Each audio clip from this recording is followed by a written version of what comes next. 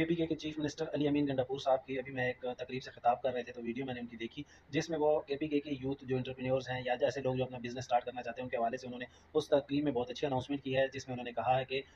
अपने नौजवानों के लिए उन्होंने 10 लाख से 50 लाख तक का कर्ज की एक स्कीम, जो कि नौजवान हुनर और रोजगार के नाम से उन्होंने ये स्कीम अनाउंस की है, जो अखुवत और बैंक ऑफ खैबर के तवज्जो से केपी गवर्नमेंट अपने नौजवानों को वो फंड फराहम करेगी बिजनेस स्टार्ट करने के लिए। नौजवान में अगर कोई टैलेंट है केपीके के, तो वो अपना एक प्रपोजल तैयार करें बिजनेस का, और बैंक ऑफ खैबर जाए, वहाँ पर प्रपोजल शो करें और उनसे जाकर अपने 10 लाख से 50 लाख तक फी इंडिविजुअल जो है ये कैश